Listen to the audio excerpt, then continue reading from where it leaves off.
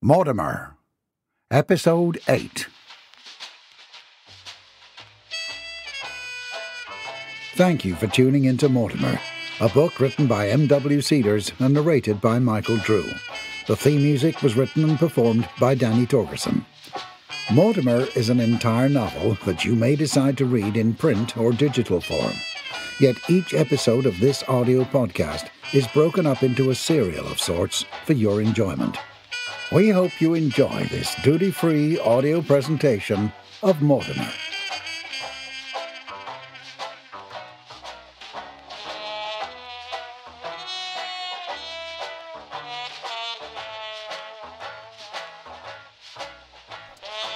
U.S. police officers are too busy defending our fair city of Georgetown to make announcements about radio serials.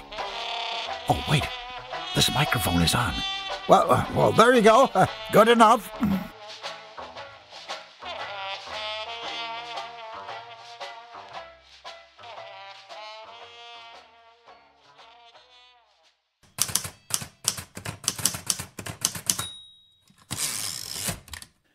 He clenched the stack of envelopes in his sweaty palm as he huffed and puffed his way down the cobblestone city street.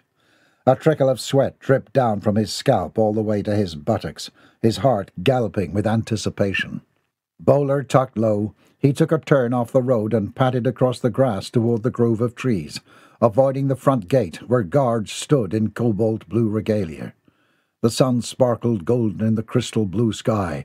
Just a few white marshmallow clouds dotted the horizon, completing the lazy and innocent Sunday morning ambience. A high 7-foot stone fence marked the border of the Ascariot property.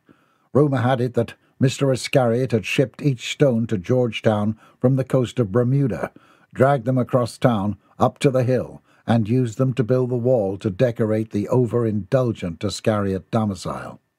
He stopped and surveyed the stones, looking for a foothold. He was getting too old for this nonsense. But giving up was absolutely out of the question. He'd been paid a pretty sum of money, not to mention his own entrepreneurial endeavours. His fortunes had climbed thanks to his wit, and he was going to climb that wall, whether his tired old body liked it or not. Sliding his foot onto a glistening bit of stone, he put the stack of envelopes between his teeth and pulled himself up. He poked his head over the top of the wall. Across the green lawn, he spied a landscaper busy in the tulip bed by the front walkway. On the flagstone patio on the back end of the house, the young housemaid watered the herb garden. Grunting in annoyance, he allowed himself to drop down from the wall. There was no way he'd be able to make it to the apple trees at the back of the property unseen if she was out the backyard. Why wasn't she in the house dusting something? He paced the wall like a caged animal, his thoughts racing through the events that had transpired over the past 2 years. He had been a lucky bloke. His pockets had been substantially padded, and his financial future was secure. No one in Georgetown actually knew how much he was worth. That would cause suspicion. So he'd opened bank accounts in several different cities, spreading his money out, making small but frequent purchases so that no one would notice. Eventually, he had transformed from being a fairly average man of wealth into one of the richest gentlemen in the South. With determination, he stalked back to the wall and climbed up again. The maid was gone. Without hesitation, he hoisted himself up and flopped his belly onto the top of the wall. After a breath, he flipped over the wall and landed in the shrubs on the other side. He inspected his trousers, and was rather pleased that besides the dirt, there was no other evidence that he'd been engaging in any out-of-the-norm behaviour. Looking back and forth first, he scurried along the wall and toward the grove of trees. As he neared the designated place, his pulse quickened. He'd made this trip only a handful of times, once in the dark, which had made it impossible to actually see what he was doing. Otherwise, he'd selected times when he knew the family would be gone. Trips like these gave him a thrill. He'd never lived on the dark side of the law before, and his employment made him feel young and alive again. He didn't consider himself a felon, however. He was an opportunist. What he had done was hardly something to get bent out of shape about, considering the financial kickback could buy him a yacht and a new identity if need be. He found the designated tree and set the envelopes down. Now he just had to dispose of the evidence.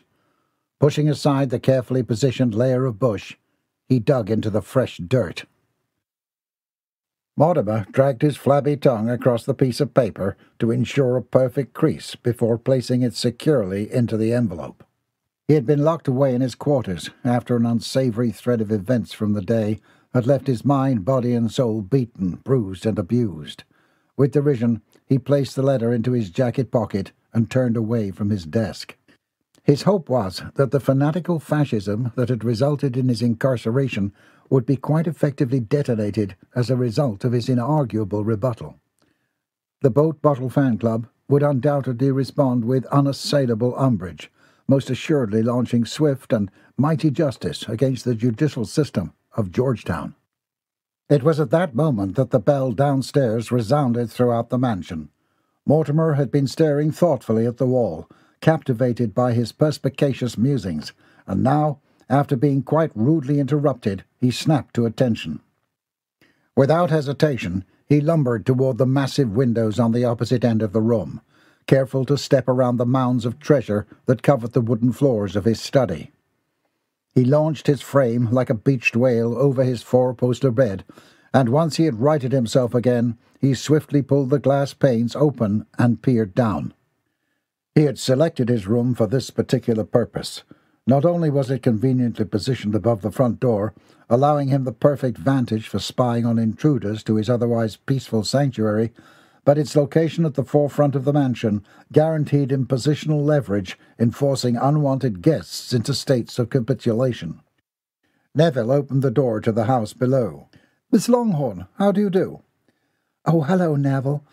I was just so worried about Mortimer. I wanted to see if he was all right," came Lily Lou's voice from below. Mortimer leaned farther out of the window, gravity dragging saliva from the edges of his jowls. He slurped. "He went immediately upstairs upon arriving home," Neville answered. "I can tell him that you stopped by." Then there was a scuffle, and Mrs. Dixon appeared on the stoop. "Miss Longhorn, dear, we are ever so grateful for you coming by earlier today." The spit gathered between Mortimer's teeth had quite impressively multiplied, and he let a little drip out of his mouth before he sucked it back up. Splendid. He opened his lips and let the spit droop down just a little bit farther. "It was no trouble at all, I assure you. He was quite mistreated. Herbert and I witnessed the whole thing." Mortimer slurped the spit back into his gaping maw. It was cold on his tongue. He sloshed it around his mouth, quite enjoying himself. "Do come in. I'm sure Mortimer will be delighted to learn that you stopped by." Mrs. Dixon reached out. Mortimer pursed his lips and relaxed his tongue. The spit went down, further and further, until, at the very last second, and as Lily Lou started to move into the house, Mortimer slurped. But he was not fast enough, and he watched as a massive ball of spit careened down toward Lily Lou's hat. He did not stick around to see what happened next. He pulled himself back into his bedroom and quickly shut the windows. Downstairs, he heard the door close. He looked to the left and to the right, and then crouched down. It was uncommonly warm outside, and Milly had been given the most loathsome assignment available to a housemaid. She groaned to herself and plucked another weed from the meticulous lawn, throwing it into the growing pile in the wicker basket that was by her side. The front door to the mansion had just closed behind Lily Lou, who'd returned for the second time that day. It was absolutely puzzling to Milly that the lovely Lily Lou had been so effectively captivated by Mortimer. As far as Milly was concerned, Lily Lou was one of the most beautiful ladies in town, not to mention rich. As the heiress of the Longhorn fortune, it was impossible to imagine she had any difficulty attracting suitors, and it certainly didn't seem like Mortimer was putting forward any effort at all. Milly, on the other hand, was not in the least interested in boys, or money for that matter. Her life was fine just the way it was. In her 15 years, she'd wised up to the ways of the world, and knew that boys were only interested in two things, money and horses, neither of which suited Milly's fancy. What good was money anyway? It couldn't buy immortality, and it couldn't make you fly, and it definitely couldn't make you any happier. She knew the latter for a fact, having lived with the Ascariots for the past 5 years. As Mr. Ascariot's fortune grew, his happiness wavered. Milly didn't tell anyone, of course, but her keen eyes didn't miss the increased frequency in which the master of the house had imbibed himself into lunacy. Not to mention Mortimer, who found joy in the treasure gathered from the most unexpected places. Cigarette packages could be cut into flags, rags, or made into exotic ship sails. Even toothpicks could be fashioned into a bow, or pillar, or other such things. Master Mortimer had always managed to work all of his wayward treasures into the detailing of the lovely creations he crafted in the privacy of his quarters. Mortimer had no use for money, and hadn't demonstrated any sort of satisfaction at the Ascariots' enterprise's successes. Of course, there was the lady of the house, who constantly talked about some chap named Eugene, wanted the halls happy as a clam, but as confused as a dodo bird, who would run head first into a wall. Their money had also made the Ascariot family a target. Mrs. Dixon, Mrs. Peabody, and Neville had tried to hide it from her, but Milly knew about the letters. She was not proud of eavesdropping, but after the scene with the dining-room table, Milly had been so overcome with curiosity that she'd listened at the kitchen door while her superiors discussed the issues in private. Milly was yet to learn all the details, but from the small snippets of conversation she had heard, there was a man writing letters demanding money, or else he would ruin the family and maybe hurt someone. Milly suspected the letter-writer to be the same person who'd blown up her late master, but she dared not share that with anyone else, because then they'd know she'd been listening in on conversations that were none of her business. So that was out of the question. Milly cringed, remembering that Mrs. Dixon had some quite unpleasant tactics for modifying behaviour in unruly youth. So Milly would keep her theories to herself, and by the by, the Ascariots' fortune would all be given away to a petty criminal. Milly shook her head sadly. No, the Ascariots weren't any better off being rich than they would have been if they were poor. Milly pulled another weed and then took a moment to roll her shoulders and stretch her neck. Suddenly something caught her eye. Her head jerked to the right and she gasped at what she saw. Dangling from the window at the front of the house was what appeared to be a ginormous buffalo. Milly rubbed her eyes and looked again, watching in bemusement as it wriggled and writhed. Did buffalo wriggle and writhe? Shortly thereafter, the realization hit her like a ton of bricks. Stunned by the sight, she was not sure if she should laugh or be horrified. It was the master of the house, Mortimer himself, and he was climbing out of his bedroom window. Abandoning her basket of weeds, Milly jumped up and ran across the massive lawn toward the house. "Master Mortimer, what are you doing?" She craned her neck and looked up at him.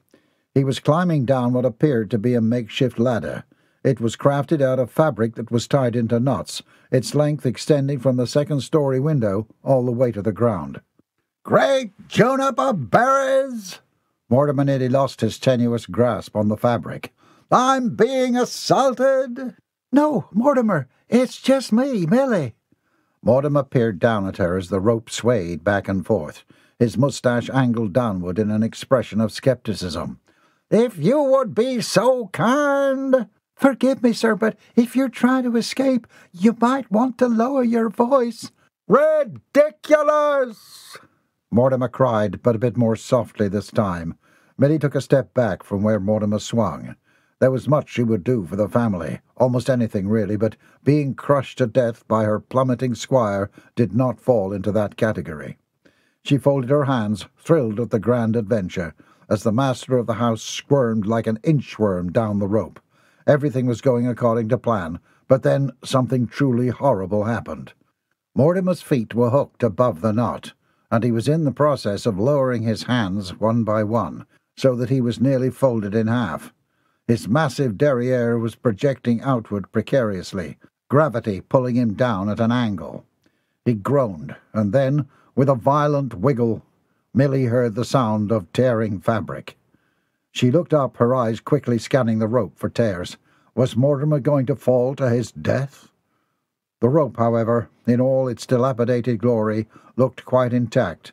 Milly scrunched her face in confusion, but then Mortimer's declaration revealed the source of the tearing. "I detect a chill on my hindquarters." Milly looked to where he'd indicated as he continued slithering down the rope. Any civilized lady would have flushed horribly, but Milly wasn't a civilized lady. She had assisted in birthing the property's many ponies.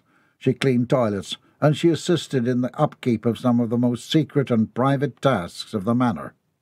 Instead, she suppressed the urge to giggle, for the tear in Mortimer's suit pants extended from the waistband all the way down the crack and up between his legs. His underwear was stained yellow, and the fabric was unfortunately not quite as discreet and thick as a pair of new underpants might be. Mortimer carried on in his feat of descending the fabric ladder, not in the least inhibited by the unfortunate clothing catastrophe. And then finally, not to mention astonishingly, several moments later, his cap-toe Oxfords hit the ground. She watched, a wide grin across her freckled face, as he straightened his jacket, dusted his lapel, and adjusted his captain's hat. "You may be dismissed," Mortimer announced. He then turned and marched toward the gates at the front of the property. Milly chased after him. "But, Master Mortimer, your pants! I shall require transportation." Mortimer was deliberating to himself as he moved. "If you bend over, everyone will see you're behind. My lack of modesty is something that will conceal me should the pernicious police care to revisit the monstrosity from earlier." Abandoning that line of questioning, Milly changed tactics. "Do you want me to have Neville bring the car? Should I come against resistance, I may be required to use my captain's privileges in order to have this correspondence swiftly mailed, post-haste. Or perhaps I can saddle Pepper for you to ride?" Mortimer blinked once and turned toward Milly. "What in heaven's name are you doing here?" "I've been here all along." Milly was not affronted by his tone, for Master Mortimer often seemed to be in his own little world. "I watched you climb out your window." "You are a spy!" "I was waiting, and I saw you." She bunched her fists at her waist. "I am not a spy, and you know it." "Sent by the minx, I imagine, in another attempt to drag me into another den of transgression." "Mortimer, you have a massive tear in your pants. Let me get another set for you." Mortimer hesitated for a moment, shocking Milly by actually considering her declaration. Then he nodded. "Quite right. Fetch me another set of trousers, will you?" "Of course, sir." But before she could scurry helpfully away, Mortimer hissed in her direction, "This mission is to be clandestine." Milly let out a whoop and changed trajectories so that she could enter the side of the house. She suspected that Mrs. Dixon was with Miss Longhorn in the sitting-room and Mrs. Peabody in the kitchen. The servant's entrance was quite a length out of the way, but it was the best option to ensure no one saw her. As she scurried away, she did not see Mortimer as he turned and lumbered precariously away from the house and out through the gate. Percy stood by his father, staring into the open door of the fairground outhouse. "You want the poop?" "I want it," Jeb confirmed. "Oh, how do you reckon we get it out of there?" "Buckets, of course. How else?" Jeb looked at his son. Sometimes he wished Percy was a bit more intelligent. "Oh, buckets, right." Percy nodded. Then he looked up at his father. "Is it legal to steal shit from the outhouses?" "We're doing the city a favour, is how I see it." Jeb put his hands in the front pockets of his pants. "Saves them the trouble of doing it themselves." "True," Percy agreed. "And you'll dump it on the fields?" "Yeah. It's a secret recipe, though, so don't tell no one." Percy wrinkled his freckled nose. "Smells pretty pungent." Then he grinned. "Mama's gonna lose it." "Mama ain't gonna find out about it," Jeb corrected. "I told you, this is man's secret, man's oath." "What's an oath?"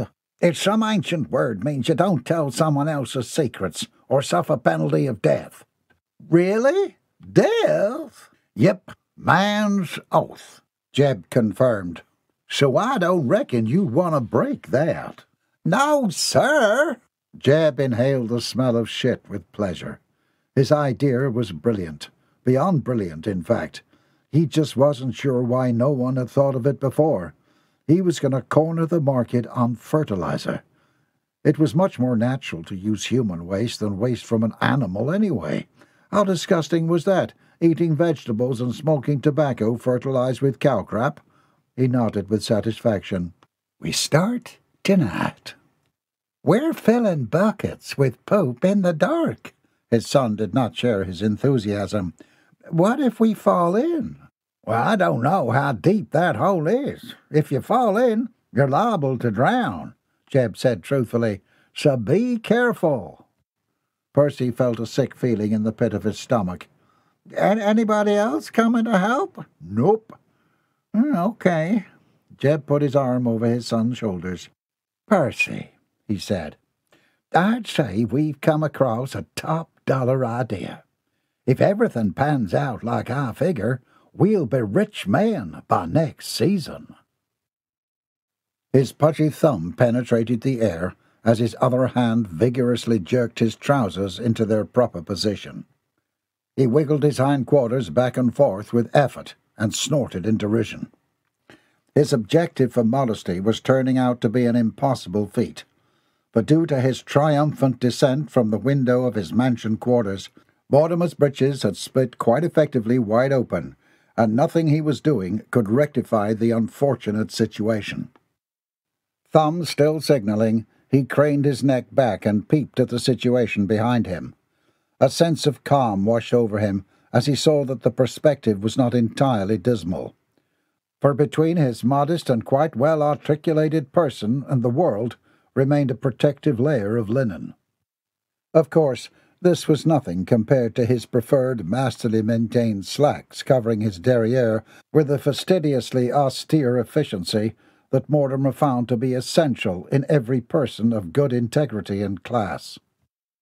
But happily, beneath the tears in this rich fabric remained a protective, albeit yellow-stained, faded, and worn-through pair of quite sensible undershorts. They will do just fine, decided Mortimer with a twitch of his moustache. Besides, there were more important, urgent matters afoot, and time was of the essence. A little tear in Mortimer's breeches would not cause him to forfeit justice. Mortimer abandoned the self-indulgent groping about his rumpus, and instead focused on the task at hand, getting a ride into town. He knew that his feet could not tolerate such a walk. The last time he'd attempted to venture on foot downtown, his legs, ankles, and feet had swollen up into the shape of giant sausages. So he puffed out his chest and held his pudgy thumb high. An obstinate vehicle zipped by, paying no notice of his impressive display of hitchhiking skill. "You hog-washed, insipid braggart!" Mortimer shrieked into the dust, which was kicked up by the passer-by's tires. Dismayed, Mortimer looked at his thumb. He had read quite thoroughly about the act he was sure that he was doing properly. He considered giving it a try with the other thumb, for another vehicle had appeared on top of the hill in the distance. But he quickly vetoed this option, for there was not much time, and if, perhaps, the thumb method was indeed a fallacy concocted by some histrionic lunatic, Mortimer may never make it to the post on time. Desperate times called for desperate measures. There was one other way to flag a ride that Mortimer had read about. Reluctantly, he stepped up to the edge of the street. "It pains me in my very essence to engage in such behaviour," he grumbled, shifting his massive weight around on the gravel dirt.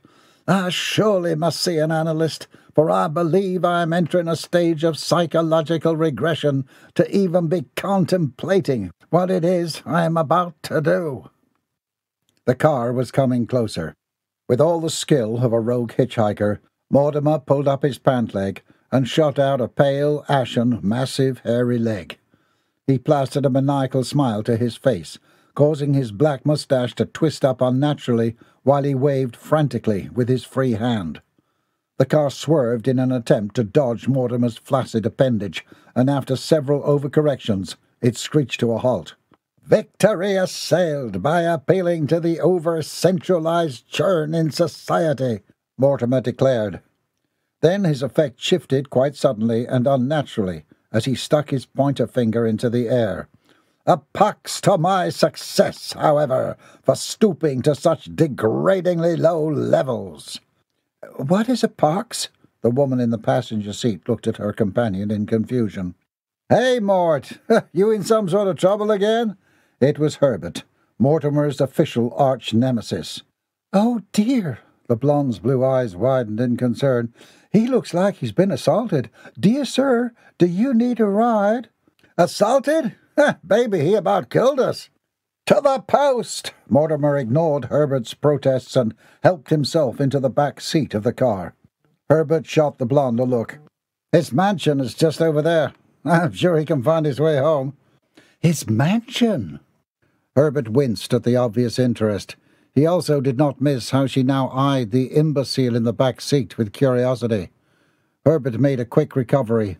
"So, Mort," Herbert pulled a cigarette from his lapel pocket and lit it with a match. "What's got you in so desperate a situation that you expose yourself like a wanton mistress on the side of the road?" He grinned, took a drag on the cigarette, and waited for the blockhead's inevitable embarrassment. "Quite improper, if you ask me." But instead of responding with the appropriate indignation, embarrassment, and horror, Mortimer adjusted himself in the back seat and looked at his pocket watch before letting out an impatient "Huh." He appeared to be quite rudely ignoring Herbert, which made the blonde laugh aloud. "Oh, come on, Herbie! I think he's awfully funny." Herbert suppressed the desire to strangle his backseat passenger and instead puffed more violently on his cigarette. He was being forced to go for the low blow. "You wouldn't feel that way if you knew him a bit better, baby. Especially," Herbert cleared his voice for emphasis, "knowing that this funny guy spent the better half of the morning behind bars." The blonde's jaw dropped. "Jail?" "Is there something compromising this vehicle's ability to drive?" Mortimer finally bellowed, feeling that he'd been patient for quite long enough. "That's right, my dear Helen." Herbert cringed against Mortimer's voluminous baritone. "What we have here is a bona fide felon." "Oh, dear." "I must be home in time for dinner with my nanny." Mortimer rumped Herbert on the shoulder, much the same way as he did with Neville. "And do not take wayward. It quite affects my digestion." "His nanny?" Helen's countenance softened. "He wants to have dinner with his dear nanny." She smiled back at Mortimer before placing a hand on Herbert's. "He can't be that bad. What kind of a criminal wants to have dinner with their nanny?" She batted her eyelids at Herbert. "Come now, let's take the dear into town." What was it with Mortimer and these women? Herbert clenched his jaw and threw the spent cigarette butt into the road. "The salvation from society's moral degradation is at the mercy of the correspondence that lies between my breast and my lapel," Mortimer announced. "Your lollygagging may very well have cost 20 lives at least."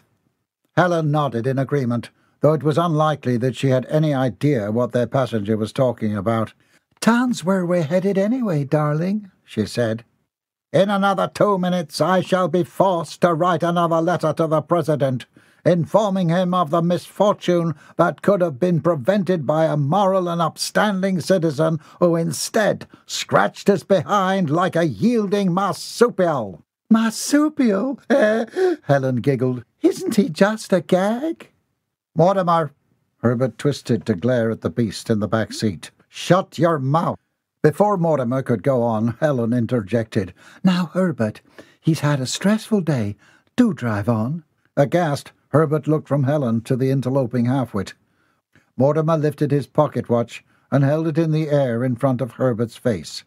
He swung it back and forth, back and forth. "Fine," Herbert finally burst out.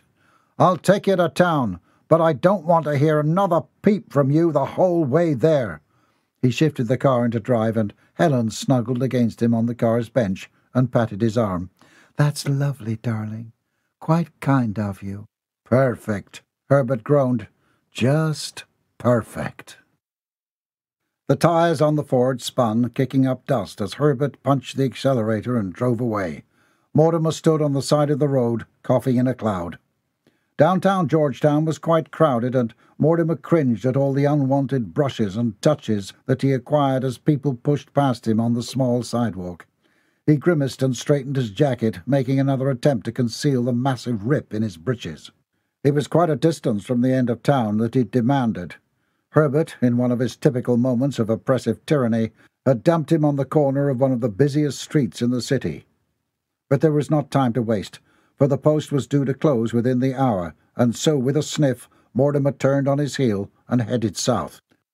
The weather was fine, and as a result most of the city's patrons had left work for the day and instead now appeared to be intentionally plaguing Mortimer with their presence out and about in the city. Foghorns bellowed from the bay, which was less than a mile down the road. The clip-clop sound from the horses' hooves were buried in the roar of the engines from the increasing number of cars that filled up the town square. Mortimer adjusted his captain's hat, and, ignoring the looks from the passer-by, he shuffled rapidly toward the post. Paying no attention to the looks that his compatriot shot him, Mortimer moved briskly, enjoying the lovely cooling system that his disarticulated breeches offered him. He'd been quite busy as of late, and was nearly finished crafting his ship. Despite the unwanted inconvenience of exercise, Mortimer had to admit that this walk offered him time to think and to plan. Thanks to a stroke of brilliance in People's Store, an exceedingly enlightening voyage into the depths of the sea, and the successful destruction of the sequoia tree, Mortimer had all but completed the design of the Esquire. There was only one small part left to do, and that would require him to actually venture aboard her. Mortimer shivered despite the warm summer air. Her mistress was leaving in just under 1 week, specifically on Friday, according to the flyer that Mortimer had acquired that morning. However, he'd still not gone any closer than passing by once or twice on the dock. This was, in part, due to timidity and reverence for her sensuality and need for space, but also admittedly due to his reluctance to participate in any social activities whatsoever, especially including public tours. Together, those two factors had rendered it impossible for him to see Her Majesty close up. There had to be another way. A way of seeing what he needed to see while avoiding the inevitable torture and humiliation that would accompany a public showing. There was a shriek to the right, and Mortimer's beady eyes shifted to see the doors of the Catholic school burst open. Children were lined up in neat little rows, and parents flocked from all directions to retrieve their little deviants. Mortimer hastened his step. Sweat pooled on his brow, and his rolls of fat jiggled to and fro as he waddled faster. He yanked out his pocket watch, which read 3:55. He turned a corner, and with relief he saw his destination in the distance.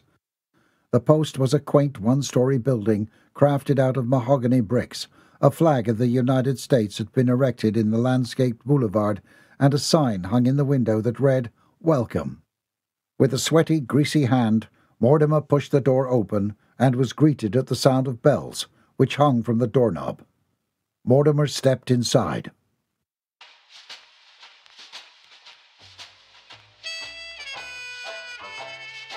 Learn more at www.mortimerbook.com. Copyright 2022 M.W. Cedars. Written by M.W. Cedars, the author pseudonym, audiobook performance by Michael Drew. Neither this author, nor affiliates, comrades, patriots, or associates are engaged in rendering professional or non-professional advice, services, recommendations, or any other suggestions of any kind to the individual reader. This book is purely fiction, and all opinions and all likenesses of characters, industries, cities, or associations with any place or anyone you know are purely coincidental. Thank you for subscribing to Mortimer, a book written by M.W. Cedars and narrated by Michael Drew. The theme music was written and performed by Danny Torgerson. Be sure to download the next episode.